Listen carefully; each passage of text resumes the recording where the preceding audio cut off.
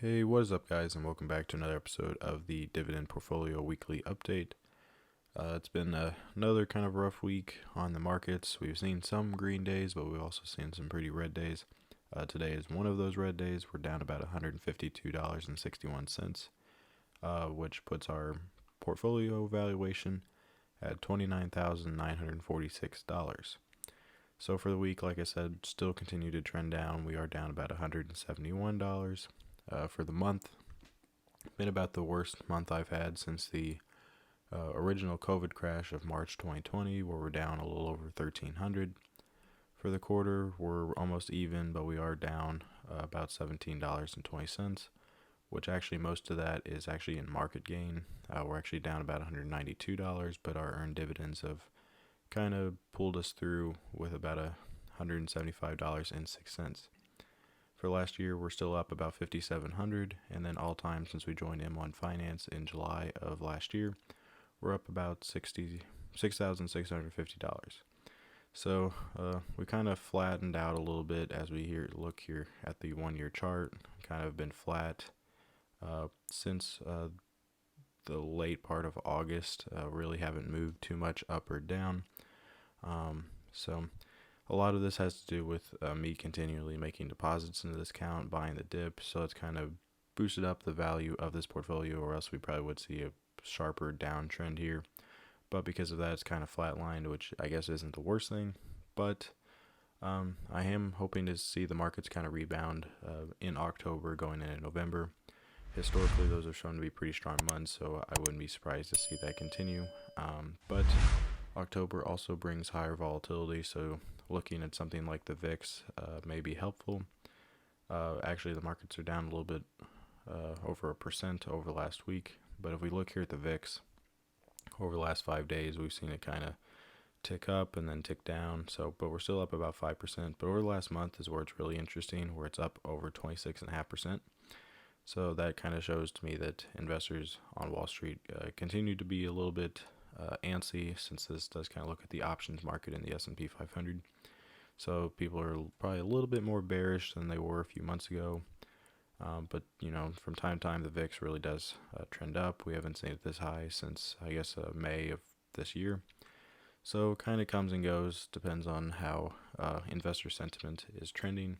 But it is something to definitely keep an eye on.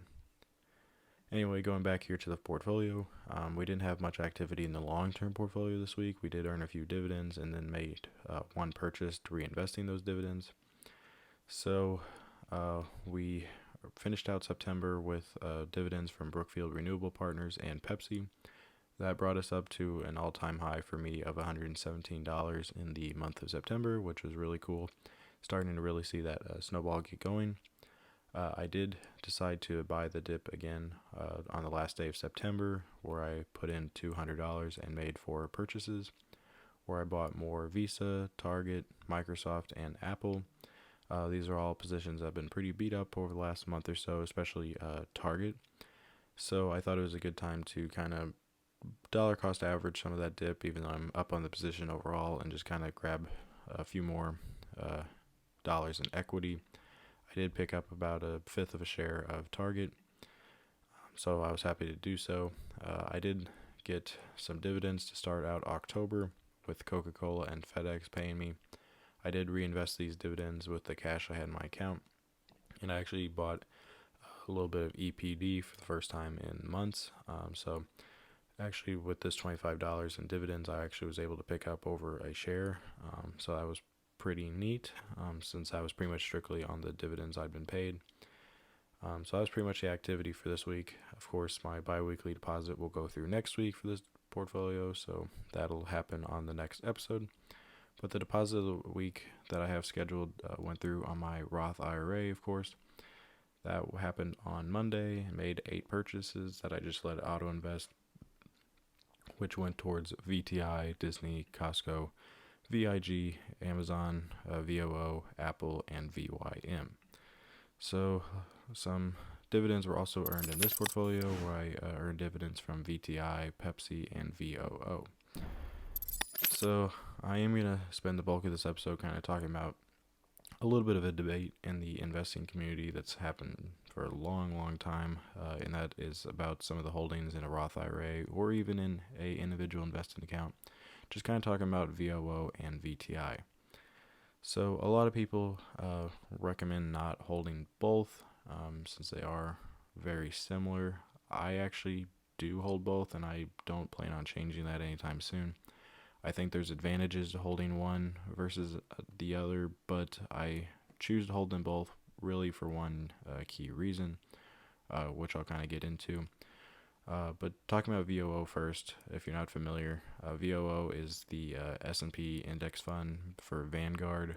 It's a pretty popular investment for a lot of different types of investors. Usually people buy this as either an ETF or as a mutual fund in a lot of pension plans for retirement.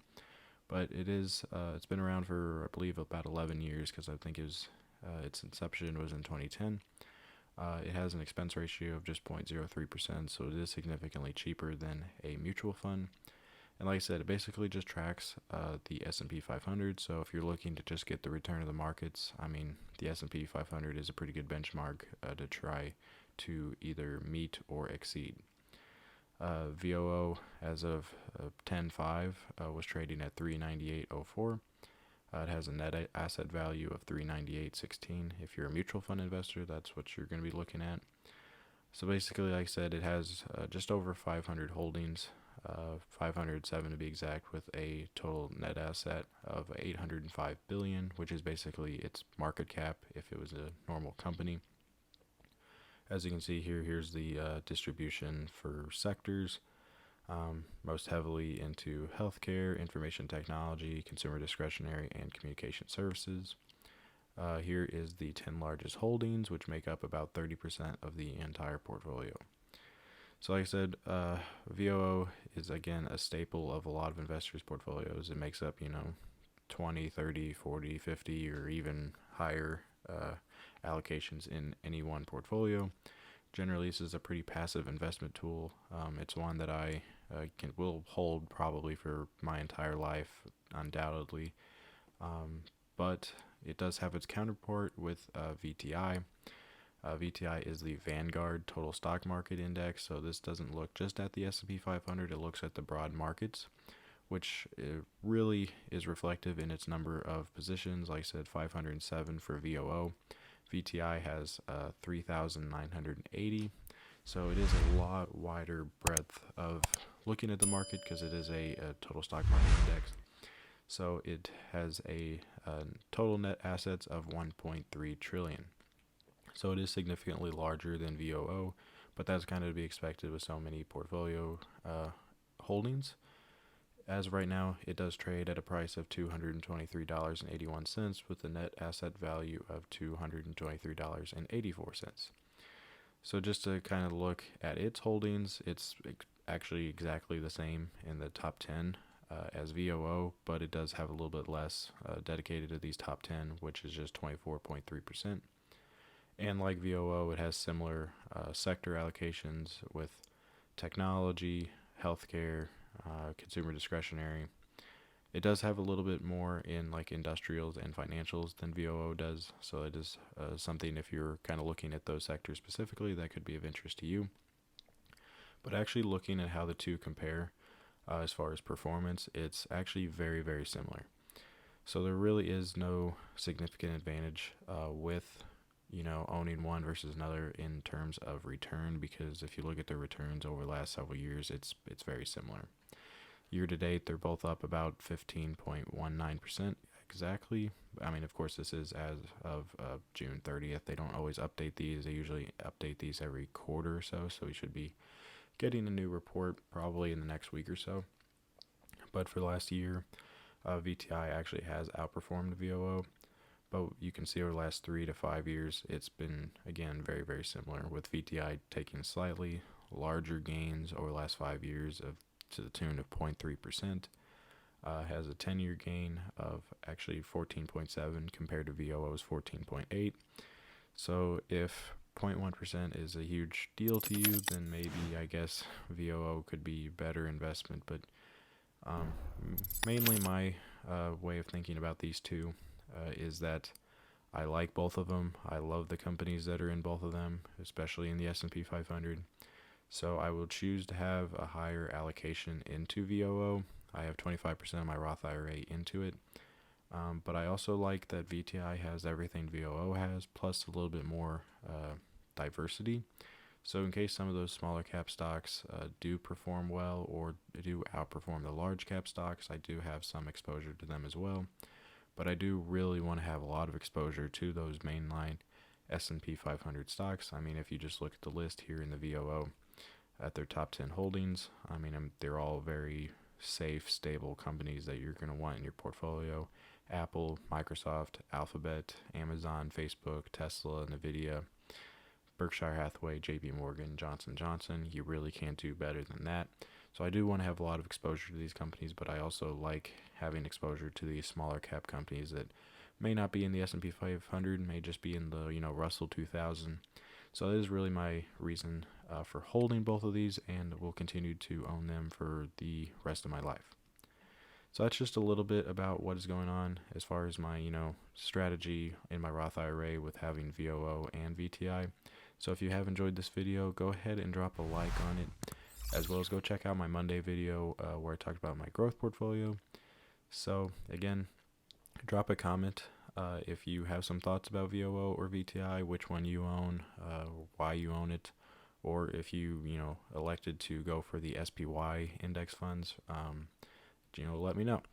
So again, guys, that's going to wrap things up for this video, and I hope to see you in the next one.